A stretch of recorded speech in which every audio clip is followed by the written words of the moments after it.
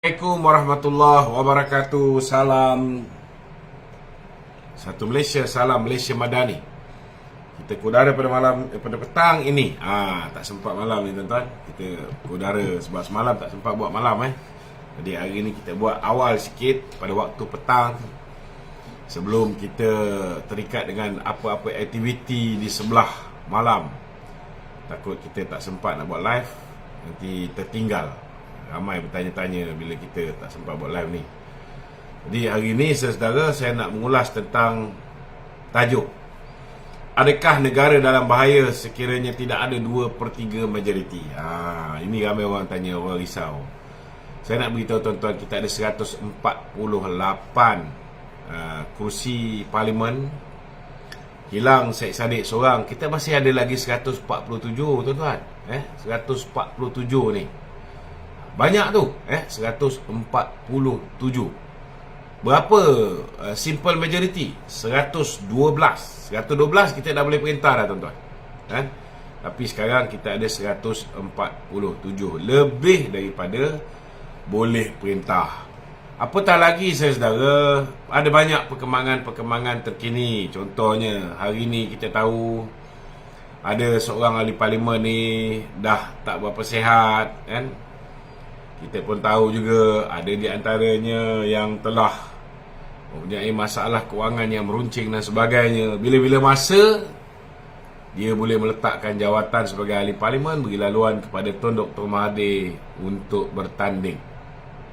Ini saya cerita tentang ahli parlimen daripada Perikatan Nasional. Di mana tempat dia? Tak jauh tuan-tuan, tak jauh. Tetapi tuan-tuan pun boleh agak lah siapa yang saya maksudkan. Di negeri Kedah, Darul Aman. Dan kita juga jangan lupa, ada juga kes yang melibatkan ahli parlimen Masjid Tanah yang terpalit dengan isu rasuah ataupun politik wang, dan juga mengadakan jamuan ketika pilihan raya umum yang ke-15. Kes Mas Emiati juga sedang berhadapan dengan petisyen mahkamah, petisyen pilihan raya. Ini juga boleh menyumbang satu kursi kepada kerajaan perpaduan ini. Bukan hanya kursi yang akan ditandingi oleh Tun Dr. Mahathir yang boleh menyebabkan kita dapat 148 balik. Malah kalau kita ada rezeki tambahan, saudara, kita juga boleh menang di Masjid Tanah ketika berlakunya pilihan raya kecil Masjid Tanah. Tapi ini semua kes dalam kes mahkamah. Kita tak tahu boleh menang ke, boleh kalah ke. Namun saksi-saksi yang terlibat dalam kes petisyen mahkamah di Masjid Tanah ni, ada ramai saksi-saksi yang kredibel. Dan kita mendoakan semoga ianya membuahkan kejayaan kepada teman-teman kita yang membuat petisyen untuk Parlimen Masjid Tanah. Jadi tak perlulah bimbanglah tuan-tuan, walaupun kita sekarang tidak ada 2/3, tetapi kerajaan masih stabil. Dan tak mustahil kita boleh dapat 2/3 balik pada bila-bila masa, InsyaAllah. Okey, saya hari ini nak buka soalan. Tuan-tuan boleh ajukan soalan di talian 0194819495. Ada yang bertanya saya, kenapa dah 2 hari mereka yang mendapat maklumat biasanya daripada grup komuniti WhatsApp setiap kawasan parlimen. Saya nak beritahu, kita punya grup WhatsApp kawasan parlimen ni dah kena sabotaj dan telah dinyah aktif.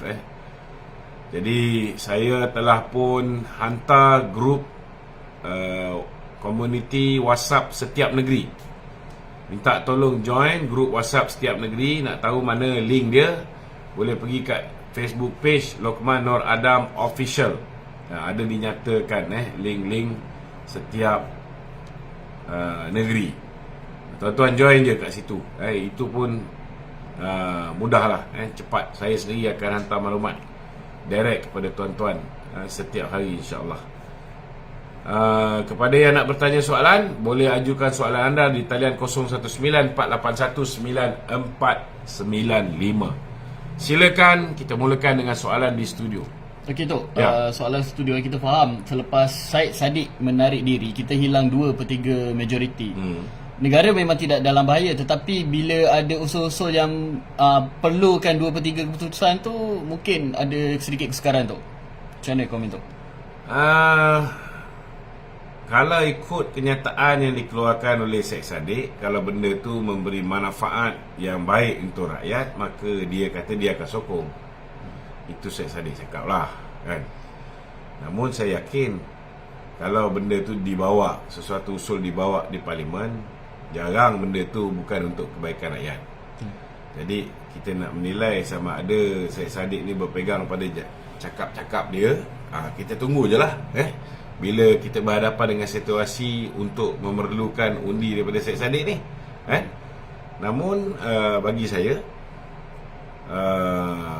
benda-benda yang tidak melibatkan pindahan perlembagaan dan sebagainya, kita tak perlu pun 2/3, kan? Nak meluluskan belanjawan contohnya, simple majority memadai. 112. Itu yang penting. Kita tak nak, jangan sampai kita tak boleh luluskan belanjawan ke rancangan Malaysia ke. Ini yang bahaya. Dan kalau misalnya kita nak buat pindaan, tak banyak sebenarnya pindaan-pindaan yang sehingga nak memerlukan 2/3 ni. Belum ada sebarang keperluan yang mendesak. Jadi jangan bimbang lah, tak ada apa-apa. Okey. Apa yang Tok cakap tadi, berkemungkinan kerusi parlimen ni bakal bertambah dari segi Kerajaan Perpaduan punya majoriti ni.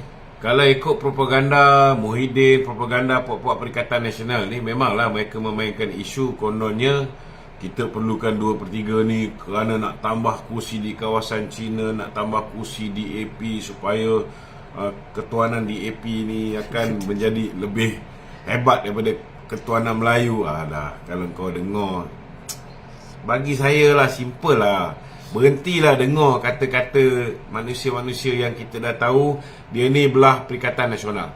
Kalau anda terus mendengar, lepas tu dah lah dia mendengar, dia tanya aku betul tak betul. Kalau dah tahu lah dia orang ni semua memang puak-puak Perikatan Nasional, memang kerja dia memfitnah je, mereka cerita je, menghasut kita supaya membenci kerajaan perpaduan ni je. Buat apalah kita nak peningkan kepala kita mendengar daripada sebelah mereka, kan? Don't waste your bloody time, kan? Lebih baik gunakan masa yang ada tu baca Quran ke, buat hafazan ke, kan? Lagi banyak manfaat. Menghafal doa-doa, kan? Ataupun menghafaz hadis 40 ke, lagi baik, Konvoi kan? RZ Buat konvoi RZ ke, lagi baik tuan-tuan. Lagi banyak manfaat daripada korang pergi dengar Raja Petra, Regi Jesse, Zaid Ibrahim, siapa lagi, Papa Gomok, Salim. Apa sekarang dah ada dah, selain daripada Papa Berry ni, Papa Gomok ni, dah ada Papa Berry lah pula lah. Tak cukup ke spesies-spesies Zam Yahya dengan Aidil ni, kan? Okey, sidang parlimen panas tu bila Muhyiddin Yassin ni dan barisan MP Perikatan Nasional mempertikai keputusan AGC dan mahkamah berkenaan isu kes Datuk Seri Zahid Hamidi tu. Kenapa? Dia petikai keputusan. Muhyiddin pun petikai keputusan. Muhyiddin pun petikai keputusan mahkamah. Ya, betul. Zaman dia jadi Perdana Menteri ada 100 lebih kes DNA. Ada 100 lebih, bukan 1-2, bukan setakat Syedan Kasim seorang. Bukan setakat kes yang terang-terang ada kes pun jadi tak ada kes. Kes Azmin Ali, Haziq. Ini zaman dia Menteri Dalam Negeri, zaman dia Perdana Menteri semua. Dilindungi sepenuhnya. Kes contohnya macam berapa kes, 46 kes Tan Sri Musa Ahmad dilepaskan ketika dia menjadi Perdana Menteri. Jangan lupa tu. Ada banyak kes. 100 lebih kes. 100 lebih kes. Bukan 1-2 kes. 156 156 kes. Semua sekali. digugurkan. Digugurkan. Tapi dok, Invitation to go live together. Ni daripada Bangladesh pula. Aduh, mana ada orang ni dapat punya. Boleh tahan ada orang ni. Ada yang nak bersembang waktu tengah hari ni. Ada, Ada. oh, Zainal Abidin Ahmad, Eldrian. Okey, silakan saudara Eldrian. volume kau kan takut. Ya, hello Eldrian, how are you? Ya, Tok. Baik-baik. Baik. Okey, saya cuma nak tanya, kalau kerajaan perpaduan dah hilang 2/3 Ya. majoriti ni, Ya. saya tahu persepadanan semula masih boleh dibuat. Tapi cuma kita tak boleh nak tambahkan kerusi parlimen untuk kelebihan untuk pihak Ya, kerajaan betul. perpaduan kan? Betul. Persepadanan semula maknanya kalau nak ubah kawasan sepadan boleh. Menambah tak boleh. Menambah tidak boleh. Kemudian kena ingat juga, ada yang di bawah bidang kuasa kerajaan pusat, ada di bawah bidang kuasa kerajaan negeri. Kalau tambah kursi parlimen di peringkat pusat, kalau nak buat di peringkat negeri pun sama juga, perlukan 2/3. Jadi ada tempat kita boleh buat persepadanan semula dan tambah kursi di peringkat parlimen. Tapi kalau dekat negeri tak boleh, maknanya dekat negeri tu dia akan kekal mengikut Dewan Undangan Negeri yang lama. Itu kena faham lah. Okey, Eldrin, ada lain? Tambah kerusi parlimen lagi bagus kan, kalau ada 2/3 ni. Dia ada bagus, ada tak bagusnya, Eldrin. Tapi persoalan dia, dalam situasi macam mana yang kita boleh tambah kursi ni? Ini kena faham. Contohnya, kalaulah kawasan-kawasan secara purata, katalah 100,000 dan jumlah pengundi itu sudah melebihi 30% daripada yang sepatutnya, maka dia boleh menambah kursi di tempat situ. Contohnya kalau katalah 100,000 tu sebagai benchmark untuk secara puratanya di sesuatu kawasan parlimen, dia sepatutnya 100,000. Tapi sekarang ni dah 130,000 lebih. So dia dah boleh tambah kursi di situ. Sama juga kalau dia dah lebih daripada 300,000, sepatutnya kawasan parlimen tu dah boleh pecah 3, bukan setakat pecah 2. Dan kalau boleh, sesuatu kawasan parlimen itu pun tak boleh kurang daripada 30% daripada sepatutnya. Ini kena faham lah. Okey? Terima kasih, Tok. Sama. Okey, Syam, silakan Syam.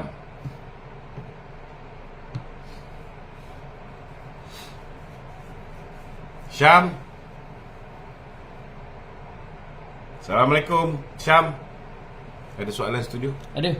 Okey. Okey, gempar bila Hadi Awang dalam parlimen dia mempertikai kerajaan perpaduan ni berkenaan dengan royalty minyak tu.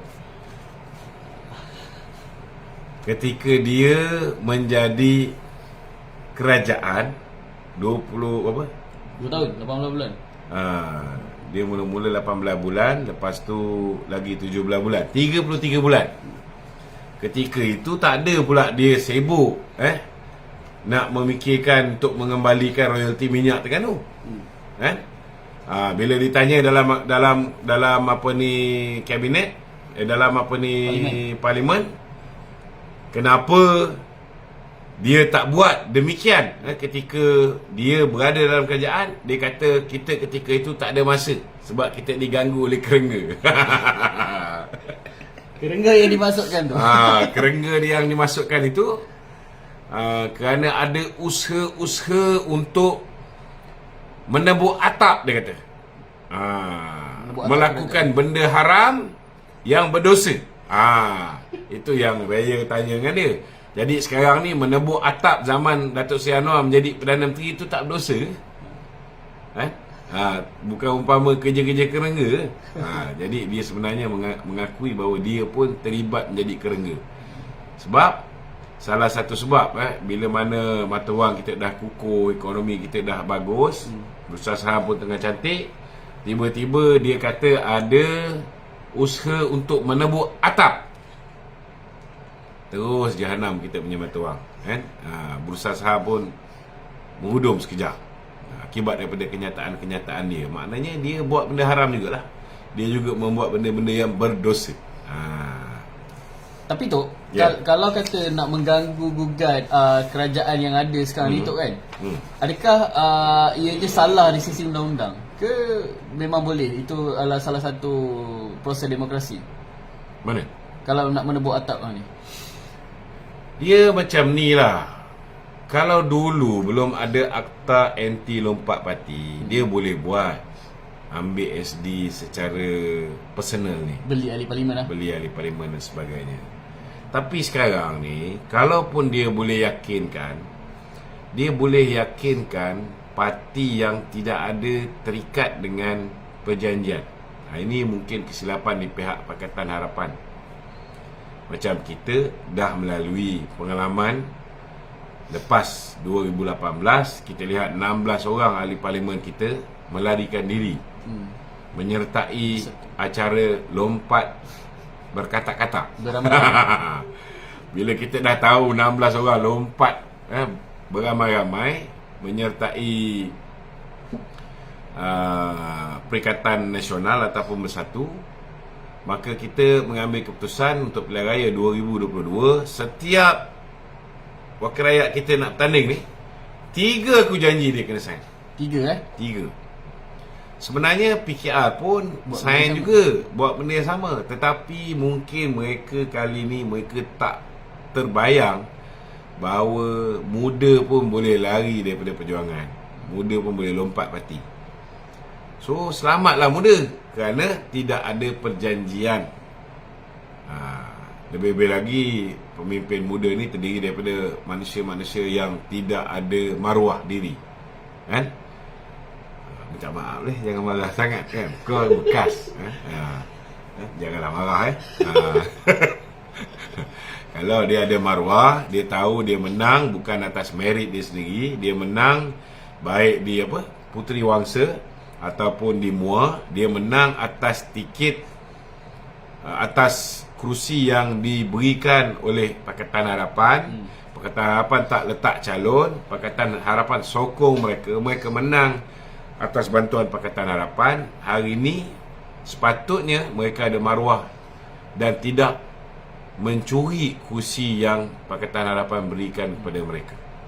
Mereka tidak akan khianat pengundi-pengundi Pakatan Harapan yang memberikan undi kepada mereka untuk mereka menang di Puteri Wangsa, begitu juga di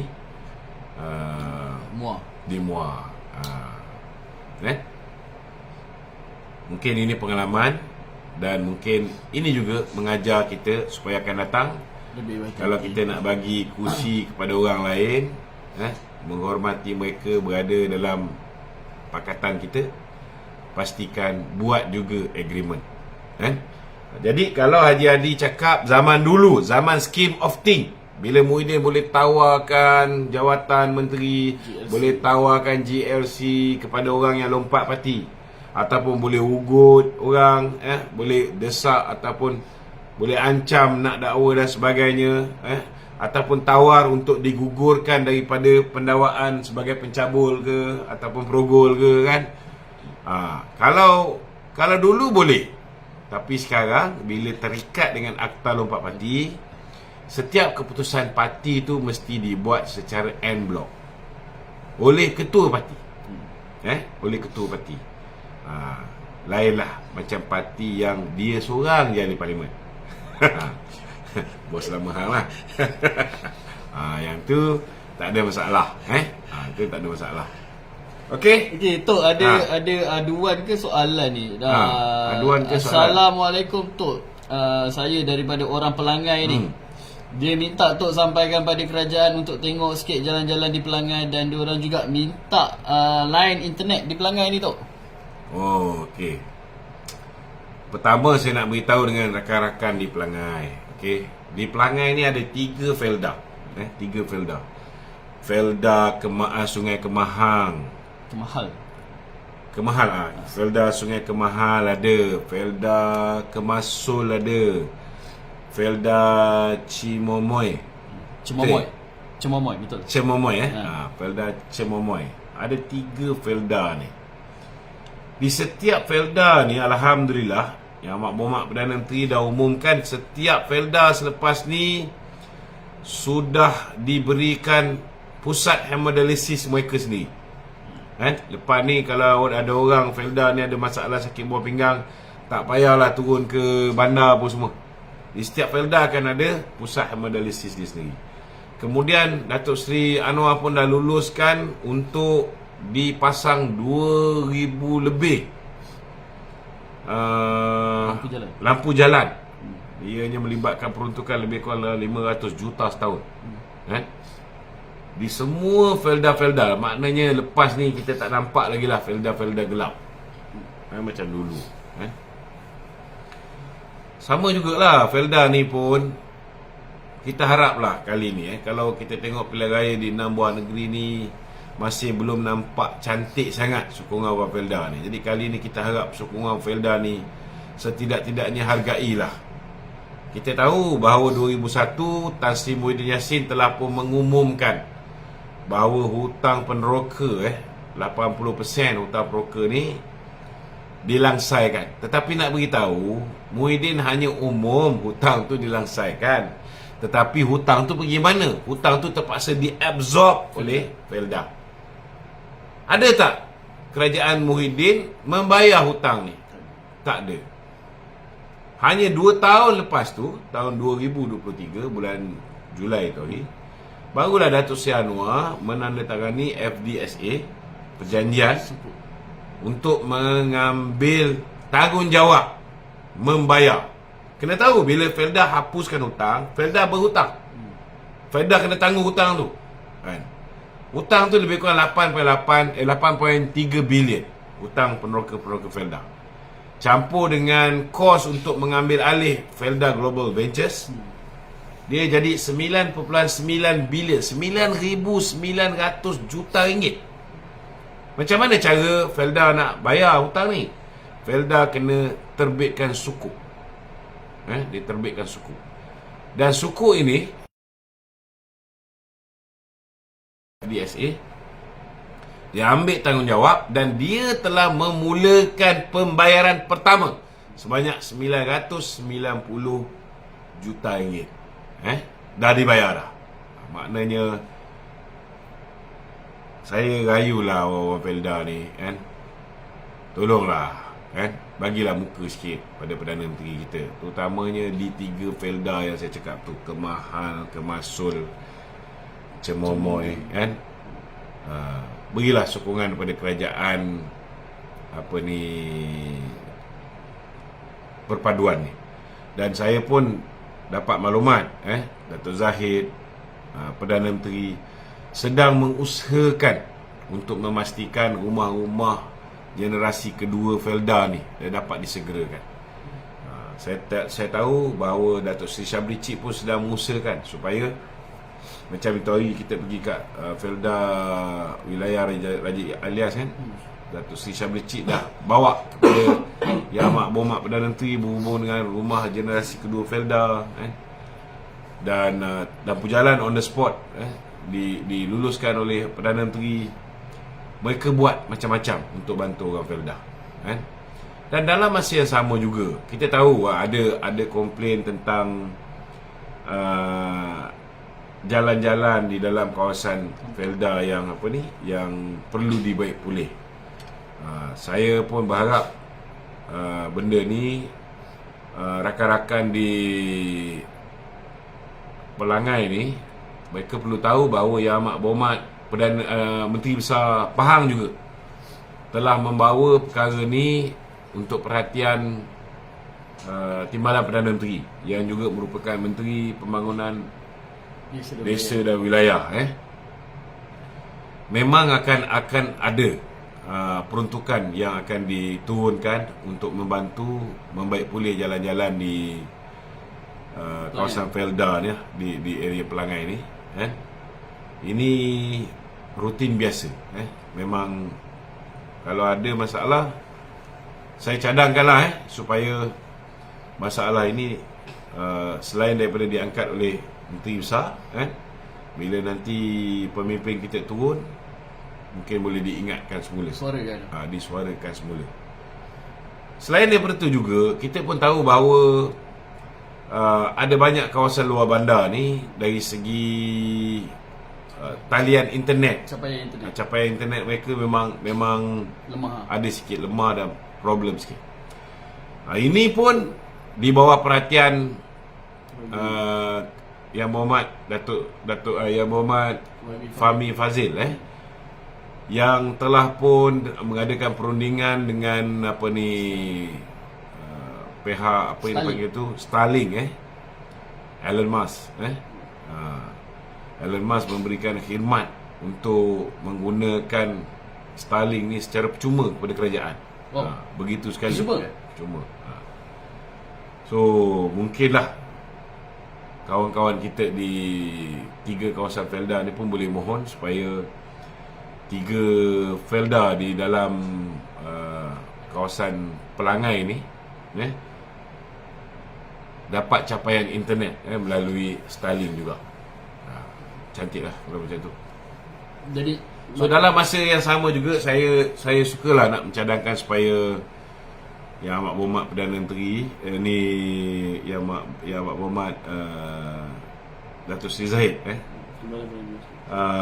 supaya dapat jugalah mengadakan program-program di bawah Kementerian Kemajuan Desa dan Wilayah ni. Dia boleh buat program-program usahawan desa. Sebab banyak usahawan-usahawan di desa ni yang kita boleh upgradekan, boleh bantu untuk pasarkan mereka punya produk. Saya tengok itu hari bila Datuk Seri Syabri Cik buat dekat Felda Raja Ilyas, gugusan Raja Ilyas, sangat bagus pameran yang dia buat. So benda yang sama juga boleh juga dilakukan oleh Datuk Seri Zahid di sana. Dan saya yakin ini tidak-tidaknya akan membantu usahawan-usahawan di Felda ni. Dan agensi-agensi macam MARA dan sebagainya yang berada di bawah Kementerian Desa dan Wilayah ni boleh juga memasarkan produk-produk mereka melalui program-program usahawan desa ni. Okey. Satu lagi tu, Parlimen berkenaan dengan sidang Parlimen ni. Muhyiddin Yassin terang-terangan memainkan isu 3R. Dia cakap kerajaan perpaduan sekarang ni umpama menindas orang Melayu ataupun kepimpinan Melayu yang ada ni tu. Muhyiddin cakap begitu di Parlimen. Dia kata kerajaan perpaduan ni menindas. Saya tak nak cerita panjang lah pasal tentang Melayu tak Melayu. Saya nak beritahu orang Melayu, orang Islam boleh berada di tahap yang sangat kuat dan sangat berpengaruh di dalam kerajaan sekiranya Muhyiddin tidak mementingkan diri dia sendiri. Pada November 2022, bila mana Kebawah Tuanku menitahkan supaya Muhyiddin dan parti dia Perikatan Nasional bekerjasama dengan Pakatan Harapan. Kalau Muhyiddin meletakkan Islam dan Melayu sebagai keutamaan, Muhyiddin bekerjasama dengan Pakatan Harapan, ketika itu ahli Parlimen Melayu ada 74 orang daripada Perikatan Nasional campur dengan 29 orang daripada Pakatan Harapan. Kita akan ada 103 orang ahli Parlimen Melayu Islam dan hanya 53 bukan Melayu dan bukan Islam. Maknanya 2/3 majoriti di kalangan ahli Parlimen itu adalah orang Melayu. 2/3, bukan sikit, 2/3. Hari ini disebabkan keangkuhan dia, kerana dia nak jadi Perdana Menteri. Dia tak boleh terima jawatan timbalan ni. Angkuh dia. Sedangkan dulu Anwar menjadi timbalan Perdana Menteri lebih awal daripada dia. Dia tak nak jadi timbalan kepada Anwar. Dia nak jadi Perdana Menteri juga. Walaupun Anwar ada 82 kursi, dia ketika tu baru 73 kursi. Kerana dia letak kepentingan peribadi dia mengatasi kepentingan Melayu, kepentingan Islam. Maka kita tak dapat sebuah kerajaan yang ada 2/3 ahli parlimen dia ialah ahli parlimen Melayu Islam. Akhirnya hari ini kita ada 76 Islam, 72 bukan Islam. So punca dia lah. Muhyiddin lah punca dia, kan? Jadi tak payahlah dia duk nak sembang tentang kedudukan Islam terancam, kedudukan Melayu terancam. Selagi UMNO berada di dalam kerajaan ini, kepentingan Melayu akan dijaga. Jangan jadi bodoh. DAP pernah merasa duduk dalam kerajaan 22 bulan. 22 bulan ini akibat daripada ketelanjuran kata-kata, akibat daripada ketelanjuran perbuatan, akhirnya mereka menjadi pembangkang balik. Lim Guan Eng akhirnya menjadi kluster mahkamah. Jadi mereka pun belajar melalui kesilapan. Mereka tidak akan mengulangi kesilapan-kesilapan itu. Itu sebab kita tengok zaman DAP bersama dengan UMNO hari ini, ada kita dengar mulut-mulut celupa seperti mana yang sebelum ini pernah berlaku. Ada. Contohnya, bila mana Ramasamy mempertikaikan tentang saiz penjawat awam di kalangan Bumi Putra. Kita belasah je Ramasamy, tengok apa pendirian yang DAP ambil. Dia gugurkan Ramasamy daripada jadi calon pilihan raya. Bukan setakat gugurkan daripada menjadi timbalan ketua menteri, calon pilihan raya pun tak dapat. Bila Tony Puah mengherdik pemimpin UMNO, mengatakan BN korup dan sebagainya, kita lihat Tony Puah pun tak dicalonkan menjadi calon Dewan Undangan Negeri dalam pilihan raya yang lepas. Begitu firmnya Anthony Loke ketika itu. Bila mana ada seorang anak muda daripada DAP, pemuda DEPSI, mengeluarkan kenyataan yang mengguris hati orang Melayu di Balakong, kita lihat pada hari yang sama YB Anthony Loke telah pun menggantung keahlian individu ini, sementara menunggu siasatan dilakukan ke atas. Nampak firm DAP cuba menjaga hati orang Melayu, cuba menjaga hati orang Islam. Mereka takkan membenarkan mana-mana pemimpin mereka mengeluarkan kenyataan. Ada jugalah cakap, habis tu kenapa YB Anthony mengeluarkan kenyataan bahawa mereka akan kekal dengan Malaysia. Tak betul sebenarnya tu. Dia tak cakap mereka akan kekal dengan Malaysia. Apa yang dia cakap ialah tidak perlu melakukan perubahan pada perlembagaan dia. Kerana apa yang disebut tentang Malaysia, deklarasi setapak, itu dulu. Tetapi pada tahun 2012 mereka sudah pun ada deklarasi baru.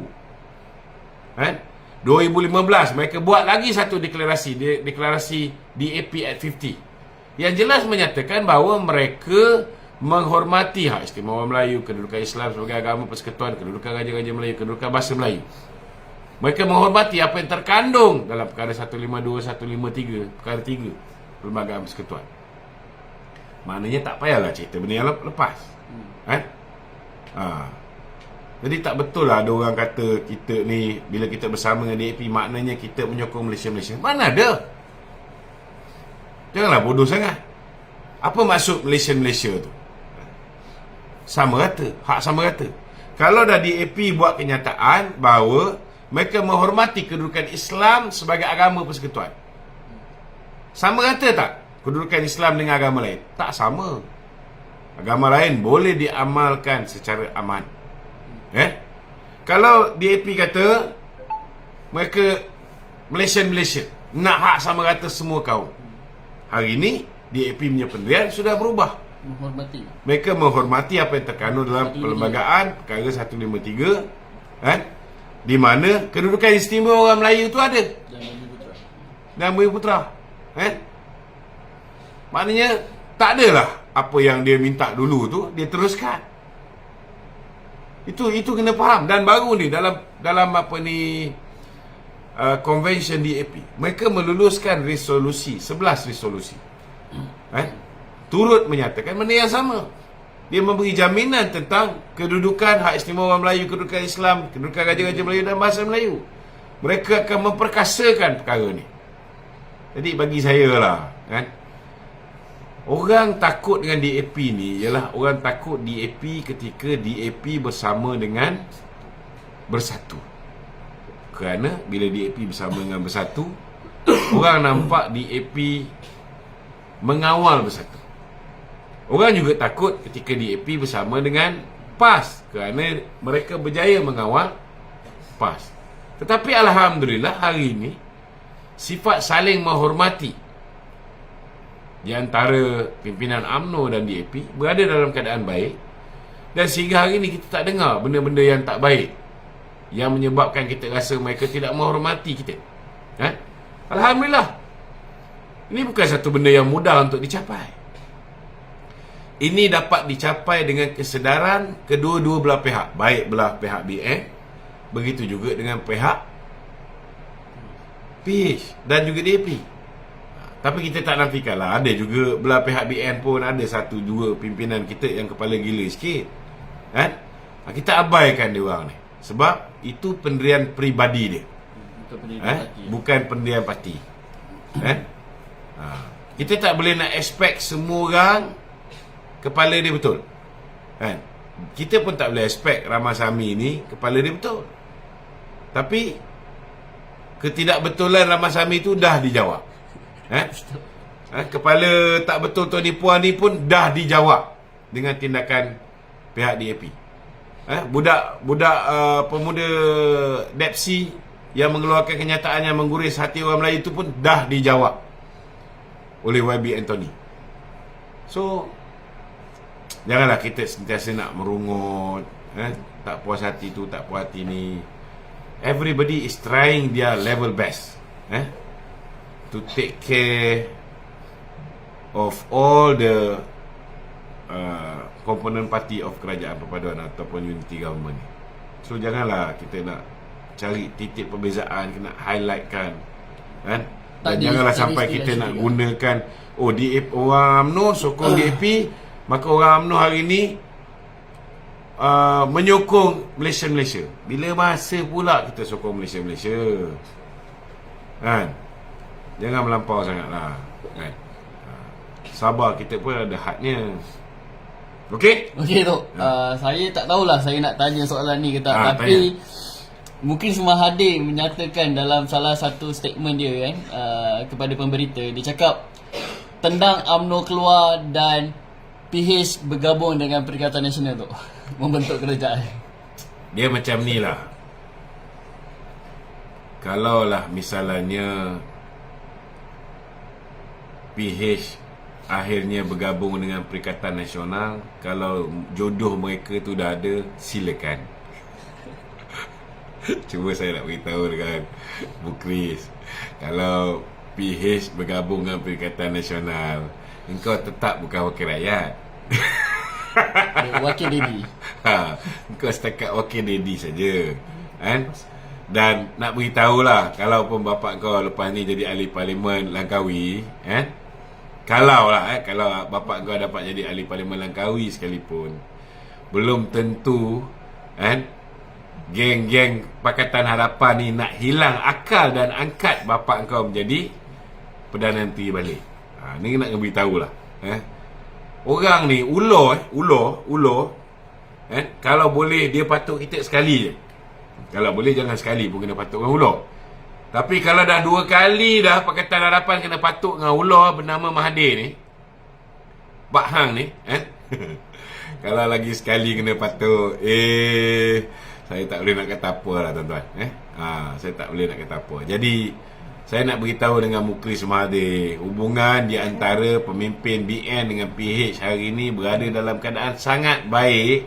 So sebarang bentuk untuk meracun pimpinan kita, meracun kawan-kawan kita ni, saya rasa ianya satu perbuatan membazir masa. Jangan bazir masa lah. Itu je lah saya nak beritahu. Apa dia? Oh tak. Okey tu. Apa? Dah lupa dah soal. Ada ni Megat Afiq. Silakan Megat. Megat Afiq. Assalamualaikum. Waalaikumsalam Datuk. Ya. Silakan. Saya nak tanya Datuk ni. Okey.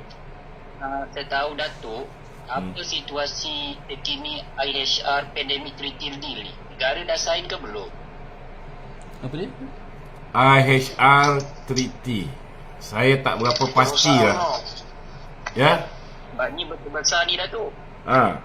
Tentang apa tu? Lokman perusahaan. Kalau negara sign dengan WHO, Perusahaan no. sabarlah. Apa WHO yang mesti darurat. Agung dah tak ada kata lagi dah. Kalau design agreement tu. Saya rasa belum lagi ya tu. Tak payah dah tu. Bahaya tu. Okey. Kita pun ada bagi pandangan. Kita ada jumpa dengan setiausaha politik kepada Yang Berhormat Dr. Zaleha. Kita ada perjumpaan saya, setiausaha politik, Menteri Kesihatan. Dr. Zaleha ke? Betul, Dr. Zaleha. Kita jumpa Dr. Zaleha punya setiausaha politik kan. Dengan PPIM kita dah jumpa Kita dah jumpa dengan mereka. Kita dah lahirkan kebimbangan kita tentang treaty ni. InsyaAllah InsyaAllah ianya juga berada dalam pengetahuan pihak Yang Berhormat Menteri lah. Betul lah. Dia ibarat macam negara dijajah secara halus. Ya, betul. Terima kasih Datuk. Okey, sama. Okey, soalan daripada ni studio studio. Okey tu. Mesyuarat Majlis Kerja Tertinggi UMNO malam semalam. Ya. Panas ke? Tak panas, okey je. Okey Ada apa-apa keputusan yang dibuat ke atau macam mana? Ada banyak keputusan yang dibuat. Alhamdulillah, pengkhianat parti yang naik pentas ceramah pembangkang,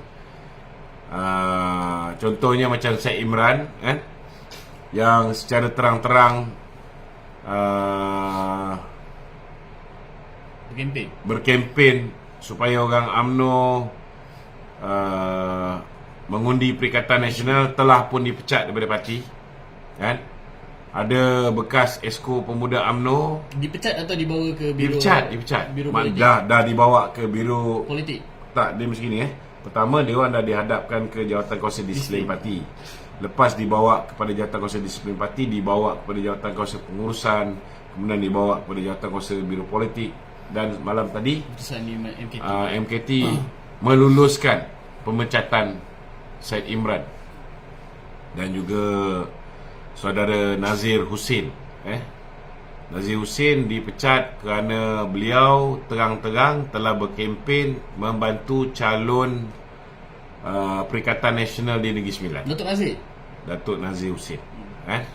Kemudian ada 25 orang daripada Kota Kinabalu telah dipecat juga. Ada juga lah yang digantung. Okey. Ada banyak ni. Ambil 2-3 dulu. 2-3 lagi nanti dia jadi double. Okey. Syarifuddin, silakan. Aman. Ya, Cik Syarifuddin. Waalaikumsalam.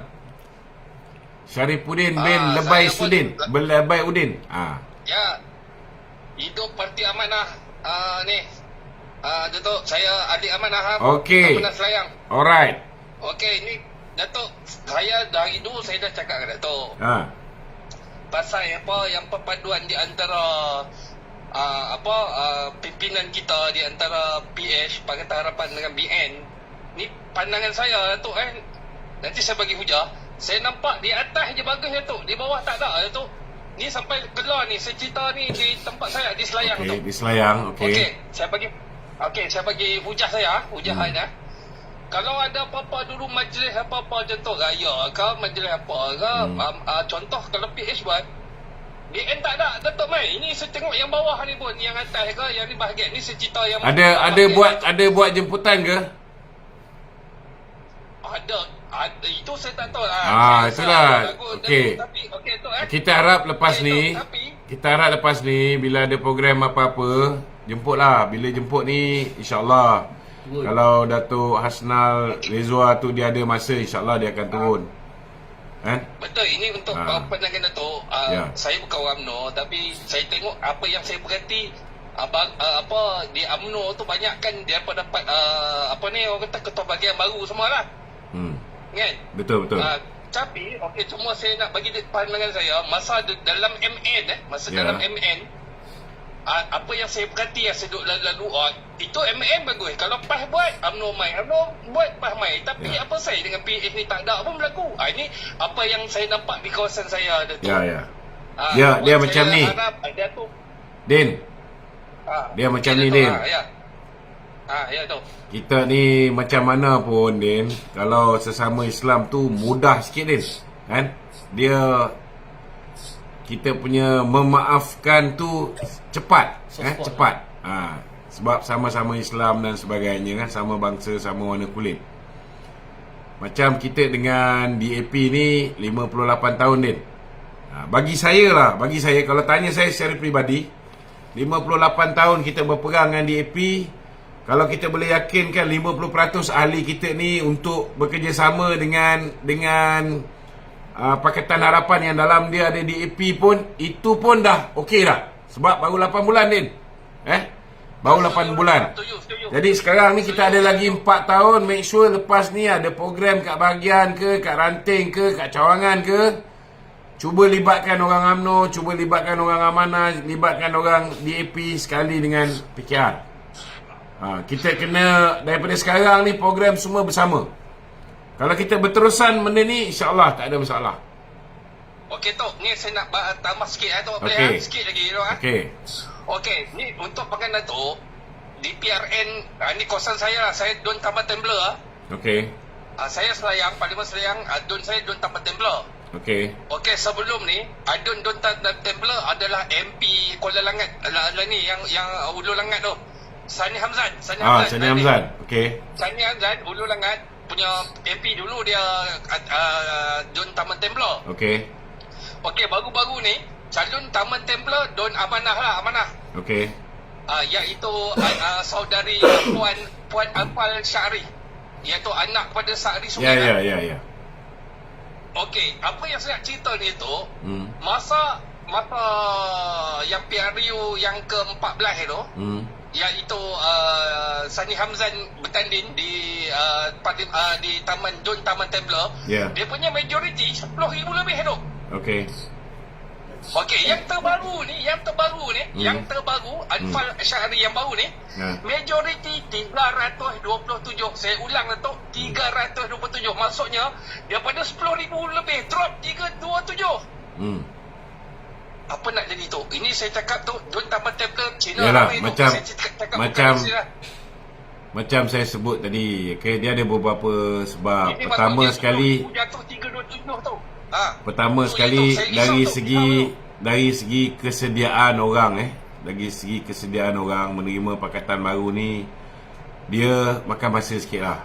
Din. Nombor 2 Din, betul tu. Kalau dibandingkan dengan pilihan raya umum, pilihan raya negeri ni, orang ni lihat sikit nak turun mengundi. Jadi peratusan keluar mengundi ni pun drop juga. Betul. Itu pun betul. Ada kesan juga. Dan bukan hanya orang UMNO ni, bila dah berkawan dengan Pakatan Harapan, mereka ada masalah nak undi UMNO dan ada masalah nak undi Pakatan Harapan. Kita juga kena terima hakikat juga. Kalau dah kita pun berperang 58 tahun, ada juga geng-geng Pakatan Harapan ni apa yang dia orang cakap tentang pemimpin UMNO ni melekat dalam pemikiran orang-orang Pakatan Harapan, menyebabkan orang Pakatan Harapan pun ada yang tak nak keluar mengundi calon daripada UMNO ni. So itu pun menyebabkan berlakunya kekurangan peratus keluar mengundi, berlakunya sabotaj parti, berlakunya pemindahan sokongan. Itu pun ada bagi kesan. Itu sebabnya bagi saya, kita letak tepi lah perbezaan ni, kita letak tepi. Kita usaha ke arah penyatuan kerajaan perpaduan ni. Memang susah, tak mudah, tetapi kalau 8 bulan kita boleh capai 50%, takkanlah lagi 4 tahun tak boleh dapat lagi 30%. Betul tak? So bagi saya, masa depan tu cerah lah, insyaAllah. Ya tu, cuma yang saya risau, masa saya Hamzan 10,000 lebih jatuh 327 tu. Banyak tu tu saya risau tu, saya takut. Yalah Din, PMN 16 parlimen pun boleh terbalik. Macam saya cakap Din. Ya tu, tu kan tu. Ya. UMNO kalah teruk 2018, betul tak? Betul. UMNO menang besar di Johor dan juga di Melaka, betul tak? Betul. UMNO tinggal 26 kursi je Din. Betul tu. Saya pun sedih juga walaupun So saya bukan ni. maknanya politik ni boleh berubah mengikut masa. Dinamik. Dia dinamik. Setuju. So jangan bimbang Din. Yang penting sekali kita buat benda yang betul, kita jaga rakyat betul, kan? 4 tahun ni kita jangan berehat banyak sangat. Kita buat kerja pagi, petang, siang, malam, subuh, senja, beri yang terbaik pada rakyat, biar rakyat fikir. Kalau rakyat pilih juga Perikatan Nasional, kita bagi peluang mereka merasa zaman lockdown lain sekali. Aduh, mampu lah tu kalau PM ni. Kalau rakyat kita dah buat yang terbaik, rakyat akhirnya nak juga zaman lockdown, rakyat nak juga zaman peningkatan orang membunuh diri 143%. Kita nak cakap apa Din? Betul tak? Yang paling penting kita berikan yang terbaik dulu Din. Okey Din, terima kasih Din. Bagi peluang dekat Kimi. Okey tu. Kimi Woi. Okey tu. Assalamualaikum. Waalaikumsalam. Okey, assalamualaikum. Okey. Warisan. Ijazah sarjana muda. Ijazah BNCom Sejerai. Kenapa Datuk? Kalau budak-budak pasti masuk pasti. Budak-budak pasti masuk pasti. Saya tak marah. Sebenarnya awak tak tengok saya punya ucapan penuh. Saya sebenarnya masa saya cakap tu, saya cakap kan, lepas ni dekat setiap tabika kemas akan ada mata pelajaran bahasa Arab. Okey? Dan di setiap tabika kemas selepas ini kita akan ada apa nama panggil silibus mini tahfiz. Kan? Silibus mini tahfiz. Jadi saya beritahu dengan dia orang itu hari, kita dah tak payahlah nak hantar anak kita pergi ke pasti. Faham tak? Tapi saya tahu bukan anak kita. Saya dengar Datuk Omar cakap. Yelah sebab kau dengar apa yang Ketua Pemuda PAS edit dan potong. Kau tak dengar video yang daripada Facebook page Lokman Nur Adam Official. Jadi kita kalau nak tahu kebenaran ni, bila kita dengar orang buat fitnah ni, kita kena masuk, pergi kat Facebook orang yang dituduh tu, tengok ada tak kenyataan penuh. Kalau ada kenyataan penuh kan, barulah kita nilai. Okey? Okey, terima kasih. Okey, BNCom Sejerai. Silakan. Ya, Datuk. Ya. Assalamualaikum. Waalaikumsalam. Saya dah jumpa dengan Datuk dah, itu masa di Kedah sebelum Okey. PRN. Di mana? Saya masa tu saya ada bertanya berkenaan dengan bosku lah. Okey. Okey, Datuk. saya tak mau buang masa. Saya dah tunggu lama ni nak dapatkan live Datuk ni, nak bertanya sikit, nak mohon pandangan. Yang pertama sekali saya tengok UMNO ni, kepimpinan atasan lah. Kepimpinan atasan ni saya tengok bila ada sesuatu isu, kita lambat nak pick up. Satu. Okey. Kemudian kita tak bersahut-sahutan. Makna katanya, contoh dia saya tengok sekarang macam Datuk seorang bercakap, hari-hari Datuk bercakap, tetapi kita tak ada ada lagi MKT ke selain pada Datuk, apa ni, Ada juga. speaker Betul, nak tanya. Johor. Ada juga Dr. Fuad Zakarsi, Ya. Itu pun Isam Jalil. Siapa lagi kemudian ada Datuk Sri Azalina, Ismail Sabrici. Sabrici. Jugalah bercakap sebab Ada. Datuk Ashraf Wajidi. Jadi kalau boleh tu kita nak satu-satu isu tu kita panjangkan. Makna katanya MKT presiden, bila presiden membangkitkan ditemu buat oleh wartawan-wartawan ke berkenaan dengan satu Setuju. isu yang Maknanya ada orang pick up lah. ada orang pick up. Okey, ni saya nak tanya, ada join kita punya community tak? Ada Ada kan? Datuk ada masuk UMNO Kedah, penerangan memang ada. Saya Okey. selalunya dalam TikTok saya, kalau Datuk tengok dalam TikTok Komjeran, video dan banyak-banyak lagi lah. Kalau Datuk boleh follow saya tengok. Okey. Kemudian satu-satu isu tu kita macam angin lalu.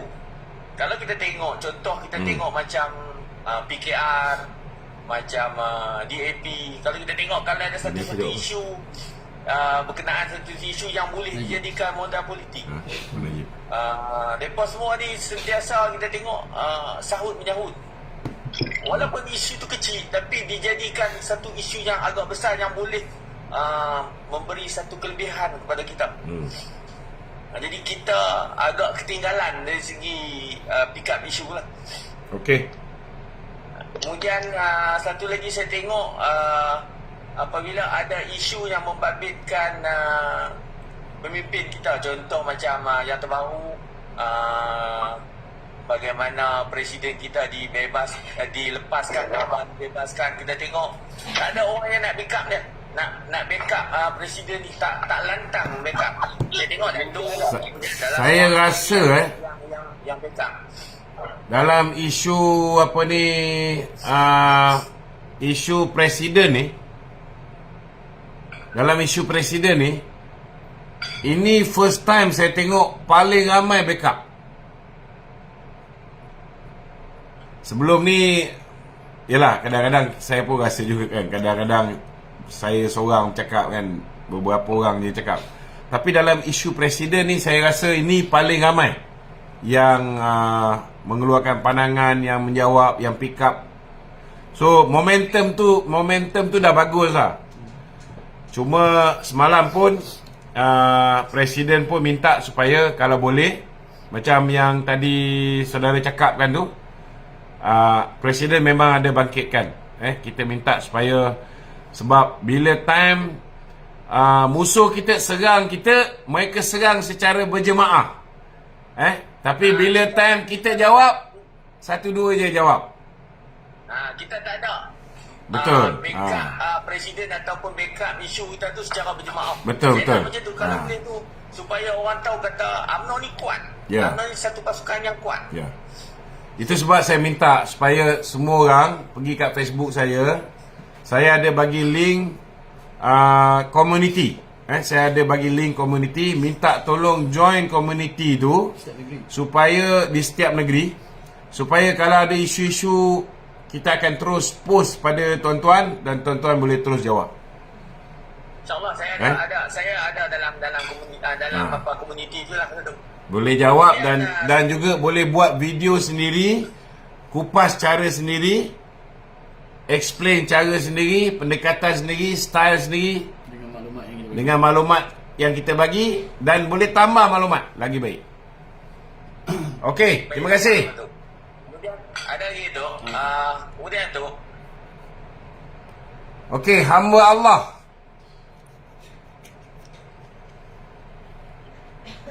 Apa ni? Dia ada lagi satu tadi. Ada lagi satu. Kemudian tu dia tu. Okey, Zaidi Carlos. Assalamualaikum. Waalaikumsalam. Allahumma salli ala sayyidina Muhammad. Naranya saya punya cadangan lah. Saya nak bagi cadangan lah. Setuju tak setuju kalau UMNO ni di rebranding balik. Di apa? Rebranding. Okey. Rebranding balik. Kan? Lepas tu setuju tak setuju kalau macam katanya Najib jadi presiden balik, Datuk Seri Najib presiden balik. Itu saja. Terima kasih banyak. Assalamualaikum. Waalaikumsalam warahmatullahi taala wabarakatuh. Saya kalau tanya dengan saya secara peribadi, tindakan Datuk Seri Najib meletakkan jawatan sebagai Presiden UMNO bila dipaksa oleh KJ Mas Emiati, itu adalah satu kesilapan paling besar yang dia buat, kan?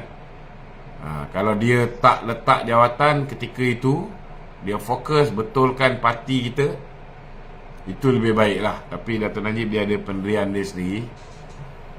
Dia tidak mahu overstay ataupun dia mengambil pendekatan gentleman, maka dia melepaskan jawatan. Tapi bila dia dah hand over baton tu, kalau dia nak make a comeback macam mana yang dibuat oleh Tun Dr. Mahathir ni, ianya mestilah dengan kerelaan hati semua pihak lah, So kalau misalnya katalah lepas ni beliau dibebaskan, kalau dalam parti sendiri kepimpinan parti berpakat, mereka membuat keputusan, tak kira lah mereka seorang jadi presiden, seorang jadi timbalan ke, ataupun mungkin Datuk Najib menjadi penasihat kerajaan ke, ataupun mungkin menjadi menteri mentor ke, ini kita serah kepada budi bicara kepimpinan untuk berunding. Kita mengharapkan supaya tidak berlaku percakaran dan tidak berlaku perpecahan setelah beliau dibebaskan. Kerana setiap percakaran dan juga perpecahan, akhirnya yang untung Perikatan Nasional, musuh kita yang untung. Itu pandangan saya lah. Okey, ada satu lagi. Setuju tak setuju sekarang golongan remaja Melayu kurang menyokong UMNO? saya tak nafikan bahawa ada tak cara untuk memikat golongan muda Melayu untuk menyokong UMNO balik? Saya tak nafikan bahawa orang muda ni dia mungkin tidak menghayati apa sejarah perjuangan kemerdekaan negara yang dipelopori oleh UMNO, oleh bapa kemerdekaan kita, banyak yang dah lupa benda tu, Dan kita lihat juga bila zaman Mahathir ni, BTN dihapuskan, PLKN dihapuskan, apa lagi yang dihapuskan? Jasa pun dihapuskan, Khidmat negara. Program khidmat negara. Saya rasalah dah tiba masanya supaya apa yang telah dimusnahkan oleh Tun Dr. Mahathir ni, demi untuk memastikan jati diri anak bangsa kita ni dapat dikembalikan. Kita nak supaya orang muda appreciate dengan rukun negara, appreciate apa yang diperjuangkan oleh bapa-bapa kemerdekaan, appreciate keharmonian antara semua kaum. Saya rasa BTN, PLKN dan juga agensi-agensi yang selama hari ini memainkan peranan dalam menyuburkan kefahaman rakyat dalam bab sejarah dan sebagainya ni, benda ni perlu diwujudkan semula lah. Itu yang terbaik lah. Okey? Soalan terakhir. 5 tahun akan datang, apa progres untuk UMNO? 5 tahun akan datang. Bagi saya sekarang ni, kita kena perkukuhkan kerjasama di antara kita dengan rakan-rakan komponen kerajaan perpaduan. Saya nampak sekarang ni disebabkan perpecahan yang berlaku di kalangan orang Melayu, tidak ada satu pun parti Melayu yang boleh perintah tanpa kerjasama bukan Melayu. Dan bagi saya Setuju tak setuju?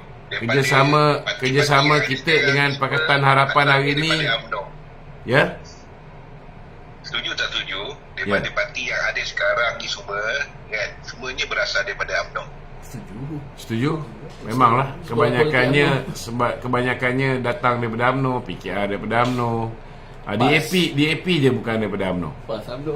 PAS pun daripada UMNO, dan Amanah pun datang daripada PAS. Semoga orang Melayu kita bersatu, kan? InsyaAllah. Kan? Kita kena bersatu, perbanyakkan doa. InsyaAllah. Melayu bersatu, Melayu dah kuat. Itu saja. Betul. Tapi kita kena pastikan bahawa kita kena faham istilah bersatu tu betul-betul lah, kan? Jangan kita ambil istilah bersatu tu macam PAS, kan? PAS ni dia nak bersatu dengan UMNO, tapi dia tak nak dengan Dato' Zahid. Sama juga mereka ni, Mahathir dulu pun nak bersatu dengan UMNO, tapi tak nak Dato' Zahid, tak nak Dato' Najib. Muhyiddin pun macam tu juga, dia tak nak Dato' Zahid, dia tak nak dengan Najib. Anwar dia tak kira Melayu pula, padahal Anwar Melayu juga. Kan? So benda macam ni lah nak kena betulkan. Kalau nak bersatu, bukan masuk parti bersatu, kan? Bukan dengan mencuri orang punya ahli parlimen, lompat pergi parti dia. Tidak, bukan cara macam tu.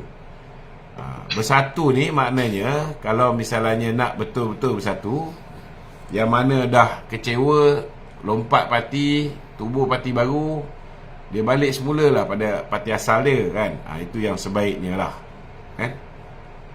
Okey? Untuk saya golongan B40 ni, kan, barang pun dah naik, sekarang ni pun kami pun dah naik, beras pun dah naik. Apa solusi untuk rakyat lah? Okey, sekarang ni kalau kita tengok ada beberapa barang dalam stok pasaran kita ni ada masalah. Contoh macam beras. Beras kita tak nafikan sekarang ni apa yang dilakukan oleh YB Mak Sabu. Kita cuba untuk meningkatkan hasil beras tempatan ni 20%. Ini akan makan masa lebih kurang dalam sebulan. Dalam masa sebulan. Punca dia ialah bila mana beras import naik harga. Kita kena tahu kenapa beras import ni naik harga. Kerana pengeluaran beras dunia ni ada masalah. Contohnya negara macam India, dulu dia ekspor beras, sekarang ni mereka pun dah mula tak ekspor keluar. Contohnya macam Indonesia, dulu pun dia ekspor beras, sekarang mereka import pula beras, mereka pun tak cukup. Isu global. Jadi isu global ni memberikan kesan kepada stok beras tempatan. Sebab bila harga beras import naik, ada pihak yang mengambil kesempatan beras tempatan ni, dia orang beli dalam kuantiti yang berlebihan, kan? Panic buying pun menyebabkan stok ni bermasalah. Panic buying. Nombor 2, orang meniaga, contohnya orang meniaga, dia orang jual satu pinggan tu RM2, nasi ni. Tapi dia orang tetap nak pakai beras tempatan juga. Dia orang tak nak pakai beras import.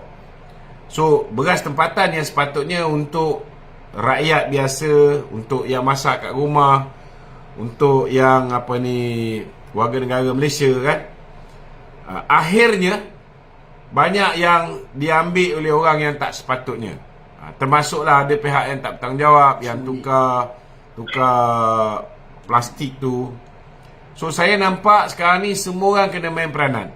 Penguat kuasa dia mainkan peranan. Kalau ada laporan, lagi lajulah peranannya dapat dimainkan. Jadi kalau ada kawan-kawan kita kenal pasti beg beras super tempatan, bawah dia tu label dia warna purple, kalau ada orang yang pecahkan beg ni ataupun koyakkan beg ni, tukar kepada cover yang label bawah tu biru contohnya, beras import, maka laporkan kepada KPDN.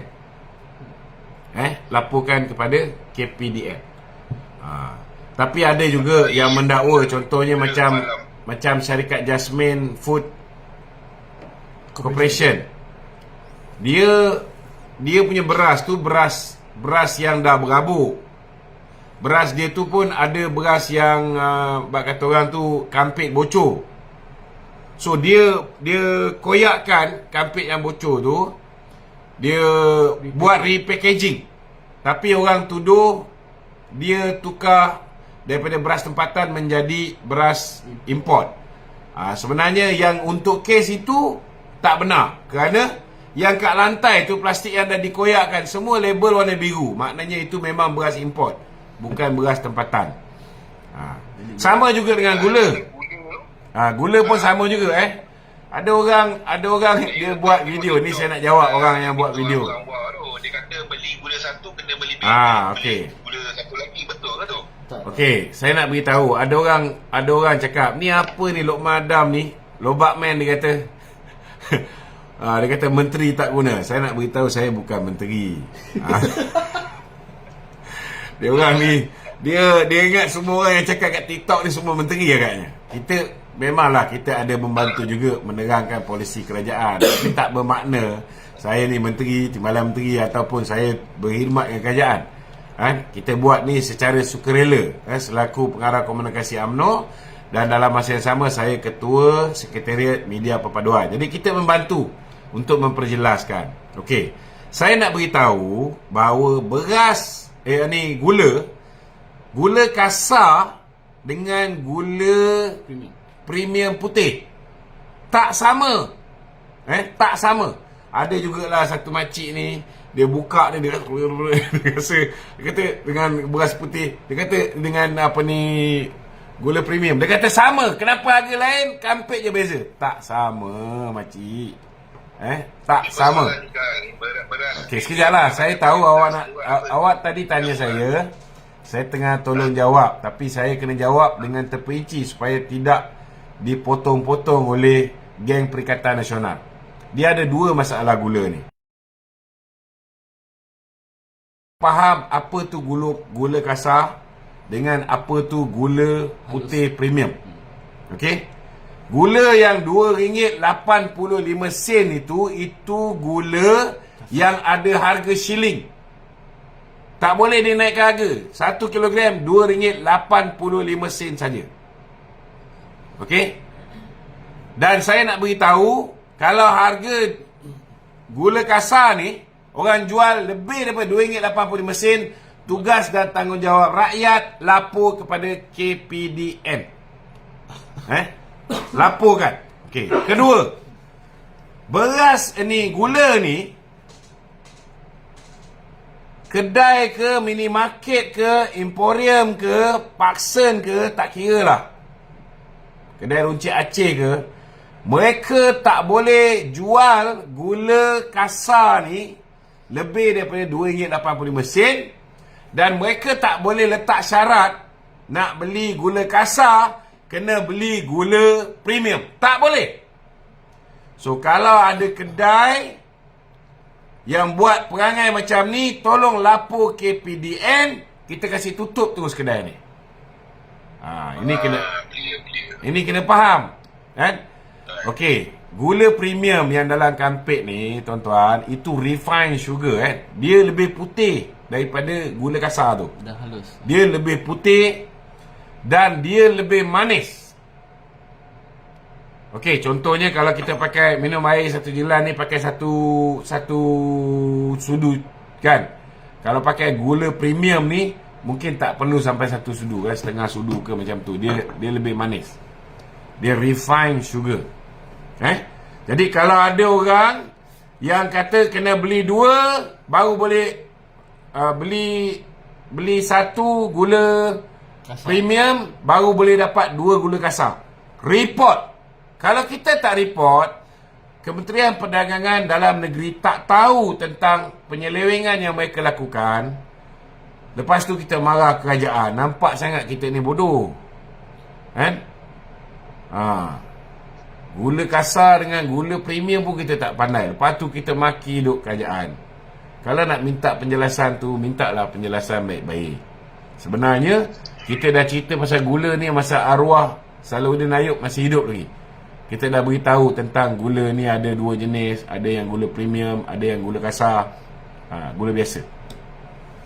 Okey? Itu saja. Jelas Terima kasih. Assalamualaikum. Waalaikumsalam. See you. Okey. Kita dah nak maghrib ni.